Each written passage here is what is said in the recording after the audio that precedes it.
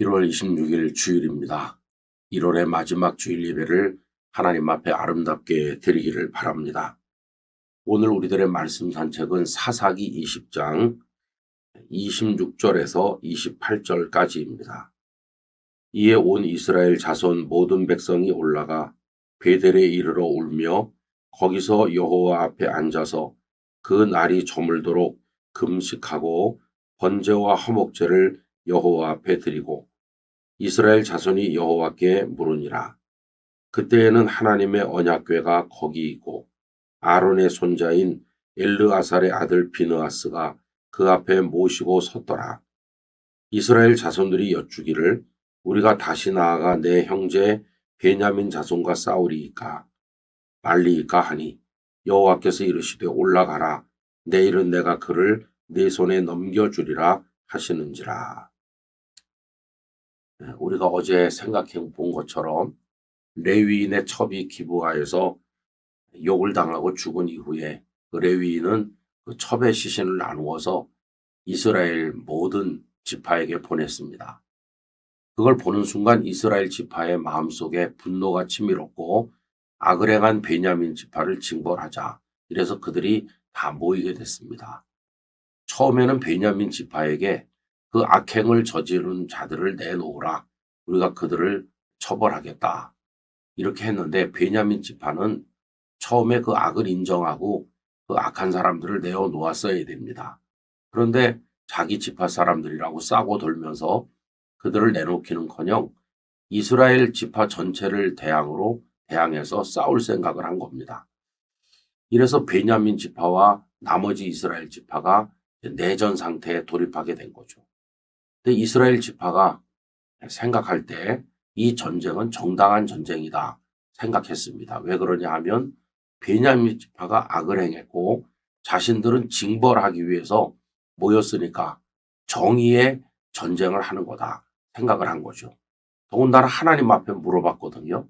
하나님 어느 지파가 올라가서 먼저 싸울까요? 하니까 하나님께서 유다 지파가 먼저 올라가라 이렇게 말씀하셨어요. 그러다 보니 이 이스라엘 백성들이 생각할 때 이 전쟁은 하나님께서도 인정하신 전쟁이다. 그러니 전쟁을 하면 당연히 승리는 우리 것이다. 이렇게 생각을 한 거죠. 그런데 이상하게 전개되었습니다. 그래서 전쟁을 했는데 승리한 쪽은 베냐민이었어요. 아니 어떻게 이럴 수가 있나. 악을 행한 지파가 승리하다니. 그래서 그들이 울면서 하나님 앞에 또 기도했어요. 어떻게 해야 되느냐. 그 다음날 또 전쟁을 하라고 해서 전쟁을 했는데 역시 베냐민 지파가 승리했어요. 그러자 이 사람들이 굉장히 낙심했어요. 아무리 생각해봐도 우리는 정의를 위해서 싸우는 거고 하나님께서도 인정하신 전쟁인데 왜 우리는 패배했을까? 여러분 그 이유가 무엇일까요? 우리가 생각할 때도 당연히 이스라엘이 승리해야 되는데 어떻게 악을 행한 베냐민 지파에게 두 번이나 패할 수가 있었을까요? 세 번째 전쟁에서는 이스라엘이 승리했죠. 그 앞에 두 번 패한 이유는 뭘까? 여기에 이제 하나님의 마음이 있는 겁니다. 여러분 베냐민 지파가 악을 행했죠. 그래서 나머지 지파가 징벌하기 위해서 모였죠. 그럼 나머지 지파는 아무 잘못이 없나요? 이게 이제 우리가 생각해 봐야 될 거예요. 우리 사회든지 어디에서 한쪽에서 어떤 문제를 저지르면 나머지 사람들이 벌떼같이 일어나서 그 개인이나 그 집단을 공격합니다. 그럼 그 나머지 벌떼같이 일어나서 공격하는 그들은 하나님 앞에 죄가 없느냐 하는 것입니다. 여러분 당시 사사시대는 모두가 다 자기 소견에 옳은 대로 행할 때인데 모두가 다 똑같아요. 다 악한 거예요. 만약에 그 레위인의 첩이 베냐민 지파의 성읍이 아닌 다른 지파의 성읍에 갔더라도 같은 일이 벌어졌을 가능성도 배제할 수 없어요. 그 가능성은 어디나 있는 겁니다. 다 똑같아요.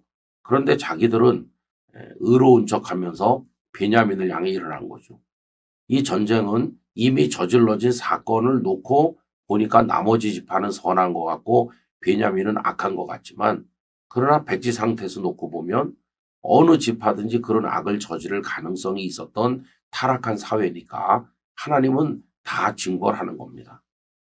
그래서 두 번의 패배를 통해서 흘린 피, 그리고 그들이 하나님 앞에 흘렸던 눈물, 그 피와 눈물은 이스라엘 백성 전체의 죄를 씻는 의미가 있었다고 생각합니다. 그리고 세 번째 전쟁에서 이제 베냐민을 징벌하고 승리를 거둠으로써 그들을 향한 하나님의 심판이 이루어졌다고 할 수 있어요. 저는 이 말씀을 생각하면서 요즘의 대한민국을 바라보게 됩니다. 우리 대한민국 지금 굉장히 어지럽고 혼란스러운데 우리 온 국민들이 고통을 받고 있잖아요. 우리는 의로운 것 같아요. 우리는 잘못이 없는 것 같은데 왜 나라가 이래? 정치하는 사람들 참 나빠. 우리 이렇게 생각해요. 그러나 여러분, 국민들이 지금 겪고 있는 이 고통은 생각해보면 우리가 하나님 앞에 온전하지 못한 데서 오는 그런 대가가 아닐까요? 그래서 마치 두 번 패배하면서 흘린 피와 하나님 앞에 그들이 흘린 눈물처럼 오늘 우리 이 땅의 성도들이 마음 아파하면서 눈물로 기도하는 그것 역시 그런 고통이 아닐까 생각을 해봅니다. 그동안 우리가 저지르고 하나님 앞에 온전하지 못했던 것에 대한 대가를 이렇게 아프게 치르면서 하나님 앞에 울 수밖에 없는 상황이 되었다 생각을 하는 거죠. 그러나 여러분, 희망이 없는 건 아니에요. 세 번째 전쟁에서는 이기지 않았습니까? 그러니까 우리도 조금 더 기다려 봐야 되는 거예요. 우리의 잘못입니다. 하나님 우리를 용서해 주세요. 그러면서 우리도 눈물을 흘리고 기도할 때 하나님 마지막에는 정말 나라를 위해 걱정하고 눈물을 흘려 기도하는 성도들의 소원을 이루어 주실 줄로 믿습니다. 더욱더 겸손하게 하나님의 뜻을 바라보는 우리 모두가 되기를 간절히 바라고 오늘도 거룩한 예배자로 하나님 앞에 서기를 진심으로 원합니다. 아버지 하나님, 당연히 이길 줄 알았던 전쟁에서 두 번의 패배를 하게 되었을 때 이스라엘 백성들은 큰 충격을 받았습니다. 그러나 두 번의 패배 속에 담긴 그 피 흘림과 그들의 눈물이 그들의 죄를 씻는 기회가 되었습니다. 나머지 지파들도 하나님 앞에 옳지 않았고 하나님은 그들 모두를 징벌하셨던 것을 봅니다. 오늘 저희들이 누군가에 대해서 벌떼같이 일어나 공격할 때가 많이 있습니다. 그러나 그것은 상대방의 눈에 티는 보면서 저희 눈에 들보를 보지 못하는 것은 아닌가 생각해 보게 하시고 하나님 앞에 온전한 모습으로 저희 자신부터 바라볼 수 있도록 은혜를 주옵소서. 한국 교회와 이 땅의 여러 가지 어려운 문제로 인한 이 땅의 선한 성도들의 눈물을 받아주시옵시고 주여 저희를 신원하여 주시옵소서. 예수님의 이름으로 기도하옵나이다. 아멘. 성도 여러분 안녕하세요. 1월 27일 월요일이 되었습니다. 하나님 안에서 복된 한 주간 되시길 바라는데요. 특별히 구정 명절이 있는 주간인데 모처럼 시간이 있을 때 하나님 앞에 더 깊은 마음으로 기도하고 가족들과 평소에 나누지 못했던 믿음의 대화를 많이 나누는 복된 시간이 되시기를 바랍니다. 오늘 우리들의 말씀 산책은 사사기 맨 마지막 장 21장에 도착했습니다. 21장 맨 마지막 절 25절을 읽도록 하겠습니다. 그때 이스라엘에 왕이 없으므로 사람이 각기 자기의 소견에 옳은 대로 행하였더라. 아멘. 사사기를 마치면서 성도님들은 사사기에 대해서 혹은 사사시대에 대해서 어떤 느낌을 받으십니까? 저는 사사기를 읽으면서 요즘의 대한민국을 보는 것과 비슷하다는 생각을 했습니다. 한마디로 표현한다면 카오스, 혼란이라고 말할 수 있죠. 하나님께서 세상에 만물을 창조하시기 전에 혼돈의 시대였는데 그게 카오스죠. 그런데 하나님께서 빛이 있으라 부터 시작하셔서 삼라만상을 창조하셨을 때 코스모스, 우주가 생겨났고 그 우주는 카오스를 몰아내는 질서의 세상이었습니다. 우리 영적인 삶에도 질서가 있어야 되는데 이스라엘 백성들의 사사시대는 혼란의 시대, 카오스의 시대였다고 말할 수 있습니다. 거기 보면 하나님의 사람이라는 삼손이 그 블레셋 여인들을 좋아해서 다니다가 결국은 실족하게 되는 마음 아픈 이야기도 있고요. 또 미가라는 사람이 은 신상을 만들어서 자기 가정의 우상으로 섬기는 이야기도 나오고 그것을 단지파가 빼앗아가는 어처구니 없는 이야기도 나오고 있습니다. 그리고 맨 마지막에 우리가 본 것은 한 레위인이 첩을 얻었는데 그 여인으로 인해서 온 이스라엘 안에 내전이 벌어지게 된 그 비극적인 참상도 끄트머리에 담겨 있습니다. 여러분, 극도의 이런 혼란을 담고 있는 책이 사사기라고 할 수 있죠. 똑같은 사이클이 반복돼요. 하나님의 말씀에도 불구하고 백성들이 하나님께 불순종하고 우상 숭배하고 악을 행합니다. 하나님께서 진노하셔서 그들을 때리십니다. 그들은 주변 나라에 넘겨져서 고통을 받지요. 그러다가 죄를 깨닫고 돌아와서 회개하며 하나님 앞에 구원을 부르짖습니다. 그러면 하나님께서 사사를 또 세워서 구원하신 거죠. 여러분, 한두 번 겪고 나면 학습 효과가 있어야 되는데 이스라엘 백성들은 이상하게 학습 효과가 없었어요. 계속해서 하나님 앞에 원망하고 또 범죄하고 또 채찍을 맞고 또 부르짖고 이런 일이 반복되는 겁니다. 자, 그러면 이렇게 혼란을 담고 있는 사사기를 대표적으로 보여주는 말씀이 뭐냐라고 묻는다면 방금 읽은 각자가 자기 소견에 오른 대로 자기 생각대로 되는 대로 살아갔다. 이게 이제 그 혼란상을 보여주는 말씀인데 그럼 사사기에는 아무런 희망이 없나? 그렇지 않습니다. 사사기 말씀이 우리에게 보여주는 가장 강력한 메시지가 있다면 아무리 혼란의 시대라 할지라도 하나님의 진노를 받는 상황에 있다고 할지라도 희망은 있다. 그럼 그 희망이 뭐냐? 이렇게 물을 때 바로 우리의 부르짖음에 귀를 기울이시는 하나님 그분이 희망이시다. 그걸 보여주는 겁니다. 하나님께 부르짖었더니 하나님께서 들으시고 사사를 세워서 그들을 구원하는 거죠. 저는 오늘 우리 시대가 사사 시대와 같다고 생각하면서 우리가 할 일은 하나님 앞에 회개하며 부르짖는 것이라고 생각합니다. 그렇게 하면 하나님께서 우리를 불쌍히 여기시고 구원하여 주실 것이라고 믿습니다. 하나님 살려주세요. 하나님만이 우리의 구원이십니다. 이게 지금 이 시대에 우리에게 필요한 것이죠. 요즘같이 혼란스럽다 보니까 많은 유튜버들이 어떤 정치인이 우리에게 희망이 될 것인가, 어떤 경제인이 나타나서 혼란한 경제 상황에서 빛이 되어줄 것인가 등등 다양한 의견을 제시하는 걸 본 적이 있습니다. 여러분, 우리의 희망은 하나님밖에 없어요. 하나님께 부르짖는 것이 우리의 희망입니다. 그렇게 해서 하나님의 구원의 은총을 얻는 우리 모두가 되기를 바라는 것이죠. 하나님이 우리의 희망이시다. 여전히 우리의 기도를 들으신다. 우리 모두 하나님께 나가서 회개하며 부르짖어 기도하자. 이것이 사사기가 우리에게 보여주는 결론이라고 생각합니다. 이 말씀을 각자에게 적용하면서 하나님의 구원의 손길을 경험하기를 간절히 기원합니다.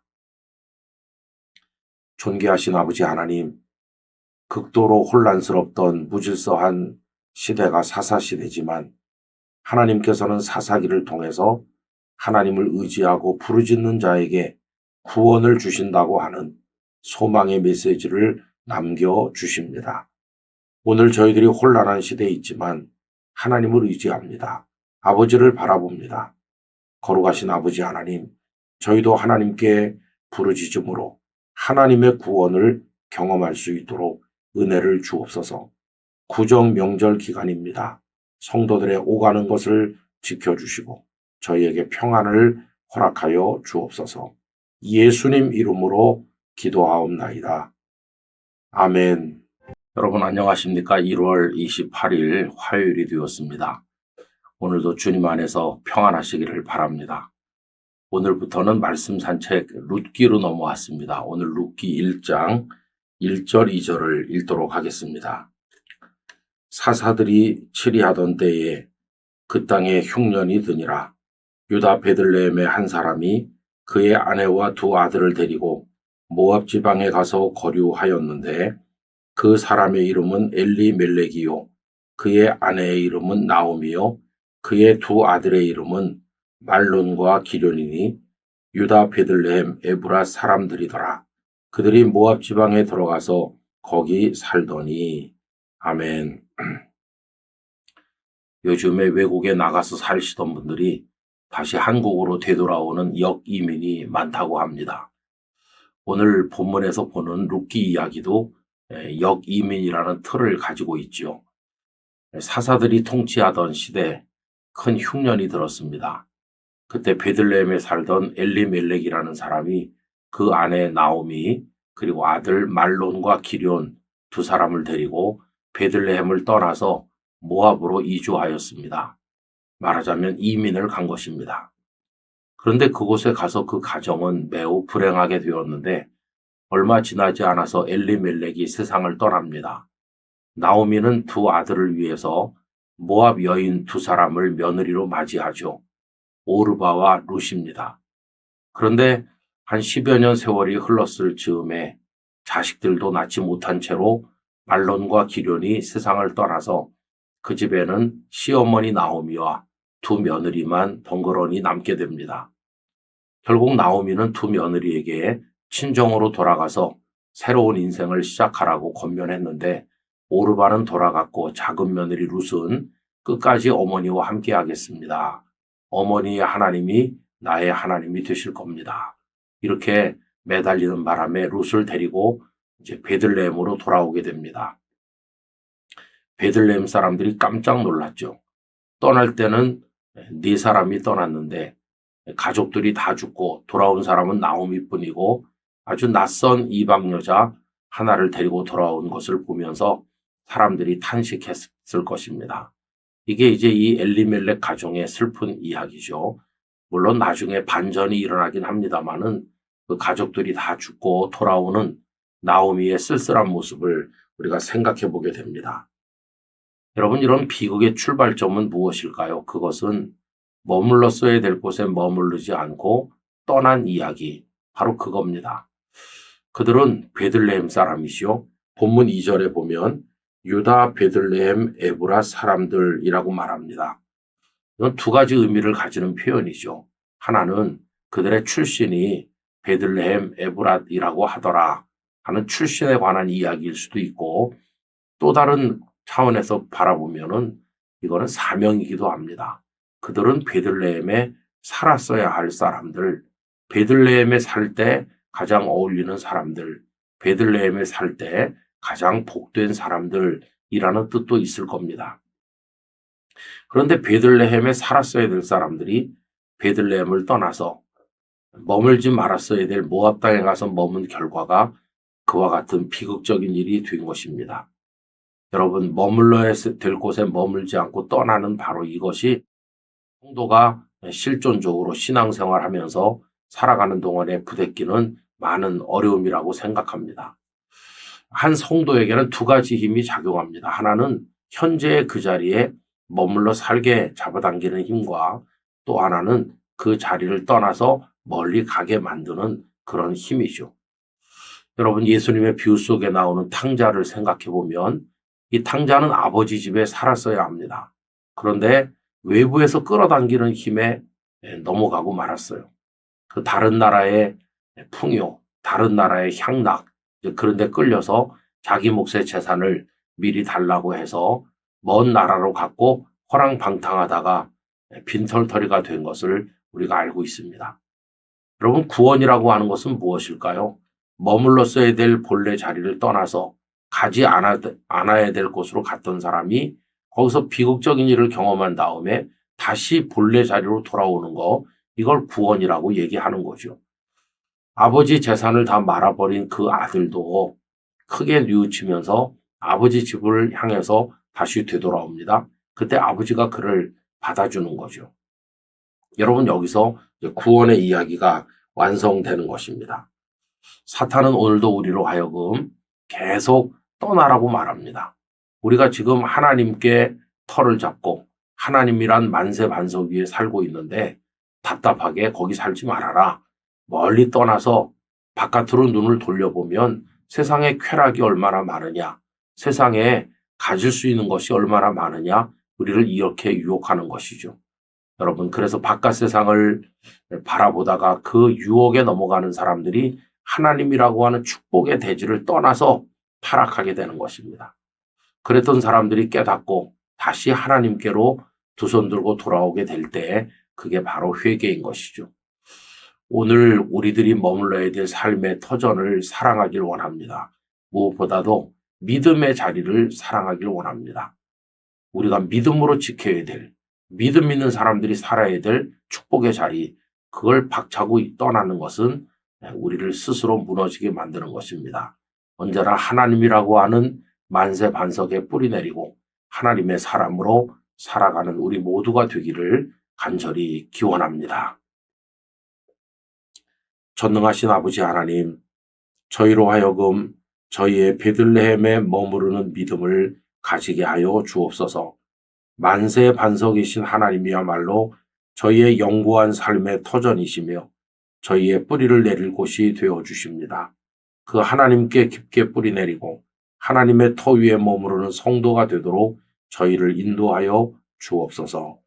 오늘도 주 안에 걸어가는 하루가 되기를 원하옵고 예수님 이름으로 기도하옵나이다. 아멘. 성도 여러분 안녕하세요. 명절 연휴 잘 보내고 계십니까? 오늘 1월 29일 수요일입니다.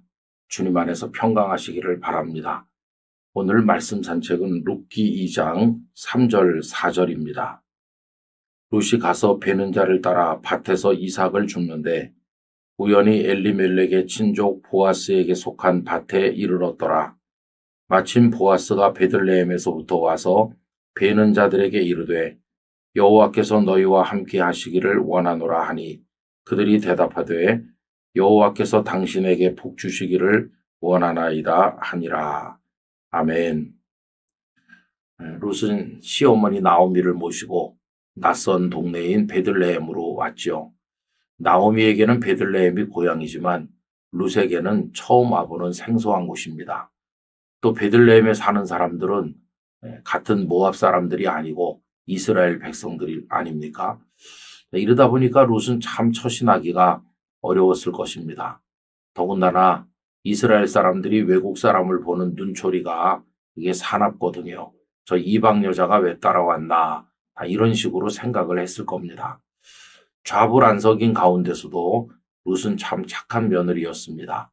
시어머니를 봉양하기 위해서 들판에 나가서 추수 때 곡식을 줍게 되었는데 그때 하나님께서 그 여인을 돌보시는 것을 보게 됩니다. 많은 사람의 밭이 있는데 그녀가 이르는 밭은 보아스의 밭이었습니다. 보아스는 엘리멜렉 가정과는 가까운 친척이 되는 분이죠. 룻이 보아스의 밭에 도착을 하게 된 것을 오늘 이렇게 표현했어요. 우연히 엘리멜렉의 친족 보아스에게 속한 밭에 이르렀더라. 그래서 룻이 가서 그 밭에서 곡식을 이렇게 줍고 있는데 그때 보아스가 도착한 거예요. 이걸 또 4절에서는 마침 보아스가 베들레헴에서부터 와서 이렇게 말합니다. 3절에는 우연히라는 단어를 사용했고 4절에는 마침이라는 단어를 사용했어요.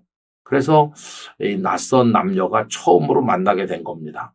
우리는 이 이야기의 결과를 알고 있잖아요. 보아스와 룻이 부부가 되었고 거기서 축복의 자녀들이 태어난 것을 이미 알고 있는데 이 두 사람의 첫 만남을 생각해 보세요.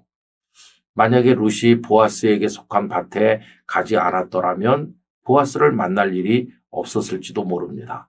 또 룻이 그 밭에 가서 곡식을 줍고 있다 할지라도 딱 그때 보아스가 도착하지 않았더라면 만나지 못하고 엇갈렸을 텐데 두 사람이 딱 만났어요.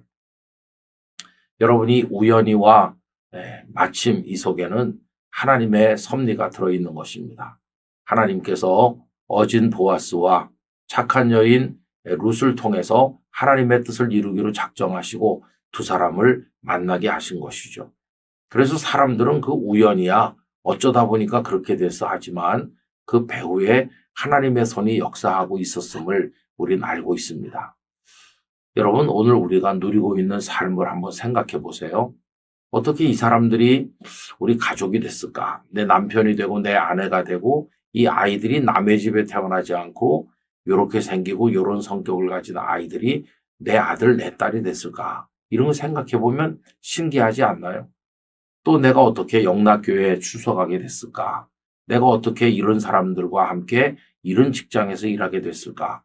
이것이 어떻게 보면 필연이거나 우리의 선택처럼 보일 때가 있지만 그것이 우연이든 필연이든 내 선택처럼 보이든 아니든 그 배후에는 다 하나님의 손길이 있다는 사실을 잊어서는 안 될 것입니다.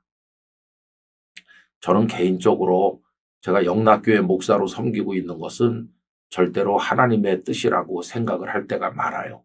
왜 그러냐 하면 제가 태어난 곳이 영락교회인데 그리고는 영락교회를 떠나서 몇십 년을 다른 데서 사역하면서 살지 않았습니까? 단 한 번도 제가 영락교회에 돌아와서 영락교회에서 목회할 거라는 생각을 해본 적이 없어요. 그런데 하나님께서 하나님의 방법으로 저를 이곳으로 인도하신 겁니다. 그래서 저는 저의 생애에 대해서 또 우리 교회 미래에 대해서도 하나님의 손이 역사하고 계심을 믿습니다. 하나님께서 그 모든 것을 계획하시고 운영하시고 이루어 가실 것입니다. 여러분, 하나님께서 만들어 가실 드라마가 기대되지 않으세요? 하나님, 저의 인생을 이끌어 주세요. 저의 가정을 붙들어 주세요. 하나님의 방법으로 하나님의 이야기를 만들어 주시옵소서. 그런 마음으로 우리 하나님의 손길을 바라보는 사람이 되어야 될 것입니다. 여러분의 생애 끝까지 또 우리 영락교회 미래 전체 위에 하나님의 섭리와 역사가 함께하기를 간절히 기원합니다. 아버지 하나님, 룻이 보아스의 밭에 간 것을 우연이라고 표현했고 그때 보아스가 도착한 것을 마침이라고 표현했지만 그러나 이것은 결코 어쩌다 보니 이루어진 일이 아니라 그 배후에 하나님의 섬세한 손길이 있음을 저희들이 깨닫습니다. 하나님께서 두 사람을 만나게 하시고 복된 가정을 이루게 하시려는 계획이요. 그들을 통해서 다윗을 낳는 그 조상이 되게 하시려는 하나님의 뜻이었음을 저희들이 깨닫습니다. 하나님, 저희 인생 속에 깃들어 있는 하나님의 섭리, 하나님의 선하신 인도하심을 믿음으로 바라보게 하시고 하나님 안에서 복된 삶을 살아가게 만들어 주옵소서. 주 예수님의 이름으로 기도드리옵나이다. 아멘. 안녕하세요. 1월 30일 목요일 연휴 마지막 날이 되었습니다. 흩어져 있던 곳에서 다시 다 삶의 터전으로 안전하게 잘 돌아오시기를 바랍니다. 오늘 우리들의 말씀 산책은 룻기 3장 11절입니다. 그리고 이제 내 딸아 두려워하지 말라. 내가 네 말대로 네게 다 행하리라. 네가 현숙한 여자인 줄을 나의 성읍 백성이 다 아느니라. 아멘. 어제 생각한 것처럼 룻은 보아스의 밭에 도착을 했고 곡식을 많이 거두고 또 보아스가 많이 주라고 해서 많은 곡식을 가지고 돌아갑니다. 나오미에게 다 이야기를 해요. 이렇게 돼서 제가 오늘 보아스라는 사람의 밭에 갔습니다. 하니까 나오미는 즉각적으로 이것이 하나님의 뜻이라는 생각을 하게 되고 보아스가 친척이기 때문에 자신의 가문을 이어줄 사람이라는 것을 생각하게 됩니다. 그래서 룻에게 방법을 알려주는 거죠. 곱게 단장하고 보아스가 나오는 날 그 밭에 가서 있다가 그의 이불치를 들고 거기 있어라. 그러면 보아스가 네가 해야 될 일을 다 이루어 줄 것이다. 이렇게 말합니다. 룻은 나오미가 시키는 대로 그렇게 했는데 아닌 게 아니라 보아스가 이제 룻에게 이야기하는 거예요. 내게 당신 가문에 기업을 이어줄 책임이 있지만 나보다 더 가까운 친척이 있으니 내가 먼저 그에게 제안하고 그가 거절하면 기업을 이어주는 내 책임을 성실하게 이행하겠다. 그렇게 말을 해요. 그러면서 룻을 아주 선대해 줍니다. 그랬더니 룻이 황송해서 이야기하는 대목이 있어요. 어떻게 저에게 이렇게까지 은혜를 베푸십니까? 이렇게 말하는데 여러분 오늘 본문에도 보면은 보아스가 룻을 위로하는 거예요. 내 딸아 두려워하지 말라. 내가 네 말대로 네게 다 행하리라. 내가 현숙한 여자인 줄을 나의 성읍 백성이 다 아느니라. 걱정하지 말라고. 온 성읍 사람들이 네가 비록 이방 여인이긴 하지만 현숙한 여자라는 것을 다 알고 있다고 이렇게 위로해 주면서 자기가 할 일을 하겠노라고 약속을 해요. 근데 여러분 이런 일이 우연히 이루어지는 건 아니에요. 어제는 그게 다 하나님의 섭리요 하나님의 뜻이라고 말했는데 또 오늘 우리가 한 가지 생각할 것은 그동안 룻이 보여준 아름다운 삶이 있는 거예요. 시어머니를 버리지 아니하고 모시고 돌아온 거. 하나님이 나의 하나님이 되실 것입니다. 이렇게 결단한 거 마을 사람들이 다 알고 있는 거예요. 그리고 룻이 황송해할 때 보아스가 위로한 얘기가 2장에도 나오거든요. 2장 10절 11절을 읽어드립니다. 룻이 엎드려 얼굴을 땅에 대고 절하며 그에게 이르되 나는 이방 여인이거늘 당신이 어찌하여 내게 은혜를 베푸시며 나를 돌보시나이까 하니 나같이 보잘것없는 이방 사람에게 어떻게 이렇게 따뜻하게 환대하십니까? 그러니까 보아스가 그에게 대답하여 이르되 네 남편이 죽은 후로 네가 시어머니에게 행한 모든 것과 네 부모와 고국을 떠나 전에 알지 못하던 백성에게로 온 일이 내게 분명히 알려졌느니라. 내가 공연히 당신에게 이렇게 환대하고 은혜를 베푸는 게 아닙니다. 그동안에 했던 모든 선한 일을 내가 다 알고 있기 때문에 그에 맞는 은혜를 베푸는 겁니다. 이런 식으로 룻을 위로합니다. 여러분, 우리가 하루아침에 뭔가를 얻을 수는 없어요. 하나님의 은혜도 있어야 되지만은 우리가 기초부터 차근차근히 본분을 다하고 선을 행하는 게 중요하다는 걸 잊으면 안 됩니다. 전에도 말씀드린 것처럼 종이를 주고 자, 집을 한 채 그려보세요. 그러면은 우리들 대부분은 지붕을 먼저 그려요. 그런데 이건 잘못된 거죠. 지붕이 먼저 세워지는 방법은 없잖아요. 언제나 기초부터 해가지고 벽을 쌓고 이렇게 올라가다가 맨 마지막에 지붕이 되는 거잖아요. 우리 인생도 그래요. 하나님께서 기적적으로 지붕부터 만들어 주신다. 뭐 그걸 기대하는 사람이 있는지 모르지만 하나님 앞에서 믿음의 기초를 놓고 착한 삶으로 벽돌을 쌓아 올라가고 이렇게 세워 올라갈 때 마지막에 은총의 지붕이 덮여지는 것이에요. 룻이 보아스의 사랑을 받은 것은 결코 갑자기 된 우연이 아니에요. 그녀가 얼마나 시어머니를 잘 봉양했는지, 현숙한 여인인지 이런 게 다 보아스에게도 알려졌고 동네 사람들에게도 알려졌기 때문에 이런 환대와 사랑을 받게 된 것이고 보아스는 기꺼이 그 여인의 남편이 되어준 것을 우리가 알게 됩니다.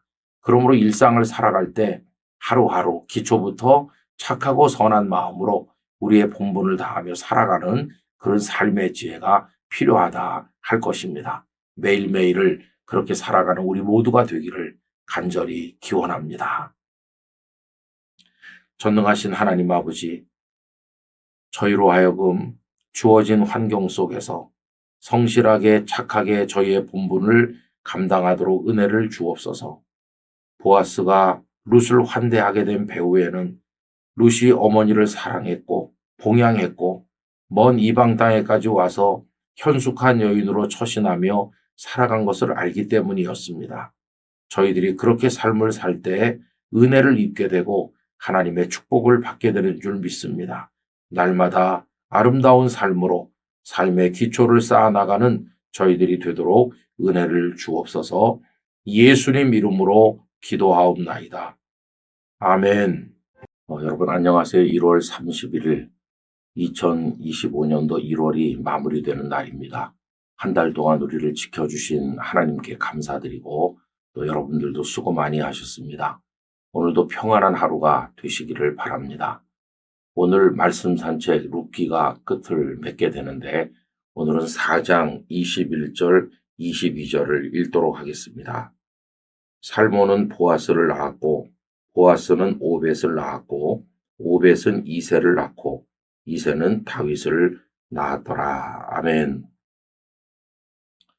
보아스는 성실한 사람이어서 약속한 대로 엘리멜렉 가문의 그 기업을 잇는 책임을 다하게 됩니다.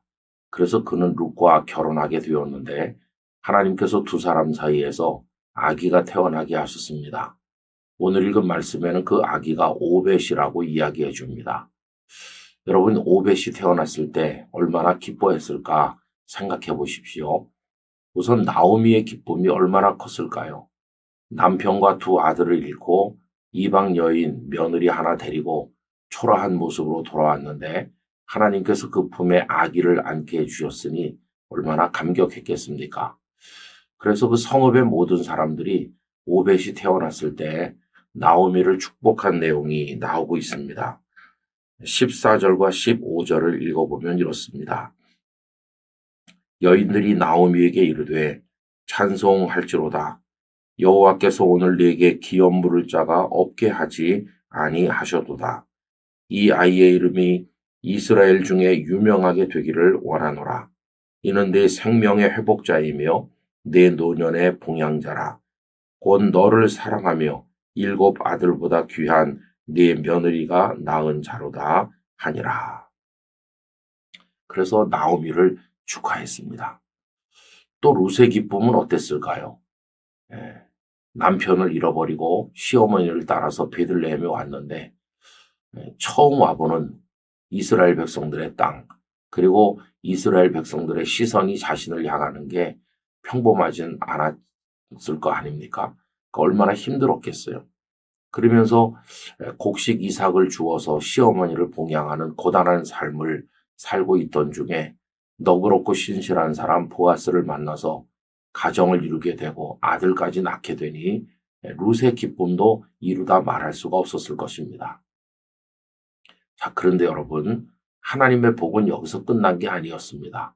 오늘 말씀은 오벳을 낳았다는 이야기로 끝나는 것이 아니라 오벳은 이새를 낳았고 또 이새는 다윗을 낳았다 하는 데까지 이루고 있는 것을 보게 됩니다. 다윗이 누굽니까? 블레셋에 억눌리면서 도탄에 빠져있던 이스라엘 백성들을 건진 위대한 구원자이며 이스라엘 역사의 최고의 전성기를 이루게 만들었던 사람이 바로 다윗이죠.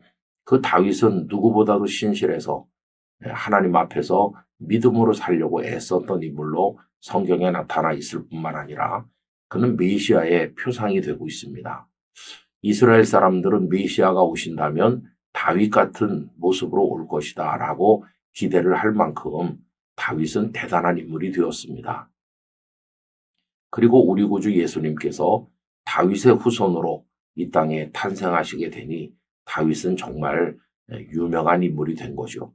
지금도 이스라엘 국기 한복판에 별이 그려져 있는데 그 별을 다윗의 별이라고 하지 않습니까? 근데 그 다윗이 바로 룻의 후손으로 태어나게 된 것입니다. 보아스와 룻이 오벳을 낳고 오벳은 이새를 낳고 이새는 다윗을 낳은 거죠. 우리 그저 상식적으로 생각해 보면 오벳이 이새를 낳을 때까지는 보아스와 룻이 건재했을 것이다. 손자가 태어나는 걸 봤을 겁니다. 다윗이 태어나는 것을 봤는지는 잘 모르겠어요. 왜냐하면 다윗은 이새의 8번째 막내 아들이기 때문에 그때까지 보아스와 룻이 장수했는지는 알 수는 없지만은 어쩌면 다윗이 탄생하는 것까지 보았을지도 모르죠. 어쨌든 이 보아스와 룻은 마태복음 1장 예수님의 족보에 나와 있습니다. 보아스는 룻을 통해서 오벳을 낳았다 하는 내용이 나와 있는 거죠. 여러분, 오벳 하나를 낳은 걸로 끝난 게 아니라 이새를 낳고 다윗을 낳고 다윗은 이스라엘의 구원자가 되고 메시아의 조상이 되고 이래서 하나님께서 내려주신 복이 작은 채로 머물러 있었던 것이 아니라 점점 큰 복으로 확장되고 성장한 것을 볼 수 있습니다. 하나님께서 우리에게 주시는 복은 성장합니다.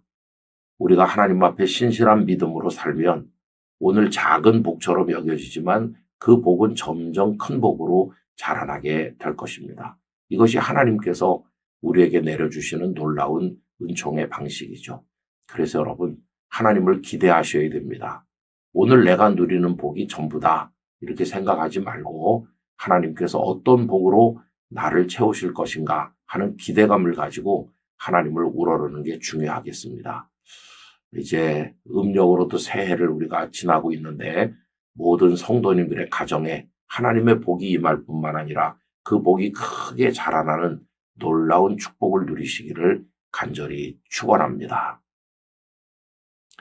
아버지 하나님, 보아스와 룻 사이에 오벳이 태어났고 그것만으로도 큰 기쁨과 감사의 제목이 되었는데 오벳으로 끝난 것이 아니라 오벳은 이새를 낳고 이새는 위대한 믿음의 사람 다윗을 낳았으며 다윗은 이스라엘의 구원자요 메시아의 조상이 되었으니 하나님의 복이 점점 자라난 것을 봅니다. 오 주님, 저희에게도 하나님의 복을 주시되 점점 자라나는 놀라운 복을 허락하여 주옵소서. 예수님 이름으로 기도하옵나이다. 아멘. 성도 여러분 안녕하세요. 2월 1일 토요일입니다. 두 번째 달 첫날을 맞이했네요. 오늘부터 한 달 동안 주님의 평강 가운데 지나기를 소원하고 여러분들의 가정에 하나님의 임재를 축복합니다. 오늘 잘 준비해서 내일 하나님 앞에 귀한 예배자가 되기를 원합니다. 그동안의 룻기 말씀까지 우리가 말씀 산책 나누었는데 오늘부터는 하나님의 말씀을 받아서 우리에게 전달해 준 선지자들의 글 중에서 이사야의 글로 옮겨가기를 원합니다. 그래서 오늘부터 이사야서를 묵상하게 될 텐데 이사야서는 66장으로 되어 있죠. 한 두 달 동안 우리가 이사야서를 같이 나누도록 하겠습니다. 오늘은 이사야서 1장 1절 말씀을 중심으로 생각해 보려고 합니다. 유다 왕 우시야와 요담과 아하스와 히스기야 시대에 아모스의 아들 이사야가 유다와 예루살렘에 관하여 본 계시라. 아멘. 이사야 선지자는 남한국 유다의 선지자였는데 그가 활동한 시대를 방금 읽은 말씀에서는 우시야 왕부터 언급하고 있지요. 우시야가 왕이 된 것은 정확하진 않지만 대략 BC 790년경으로 봅니다. 그러니까 이사야 선지자는 주전 8세기경에 활동했던 선지자라는 걸 알 수 있고 이사야라는 이름의 뜻은 여호와는 구원이시다라는 뜻입니다. 그 이름 그대로 이사야는 타락한 백성들의 죄악을 지적하고 하나님의 진노와 심판을 말씀하면서도 끝에 가면 여호와의 구원을 언급하고 있지요. 그래서 하나님의 말씀이 심판 그 이후에 오는 구원으로 종결되는 것을 볼 수가 있겠습니다. 그런데 1장에 보면 하나님께서 유다 백성들의 죄악에 대해서 대단히 실망하시는 것을 말씀하고 있습니다. 짐승도 주인을 알아보는데 백성들은 하나님을 잊었다고 얘기합니다. 2절과 3절을 보면 하늘이여 들으라, 땅이여 귀를 기울이라. 여호와께서 말씀하시기를 내가 자식을 양육하였거늘 그들이 나를 거역하여도다. 소는 그 임자를 알고 나귀는 그 주인의 구유를 알건만은 이스라엘은 알지 못하고 나의 백성은 깨닫지 못하는도다 하셨도다.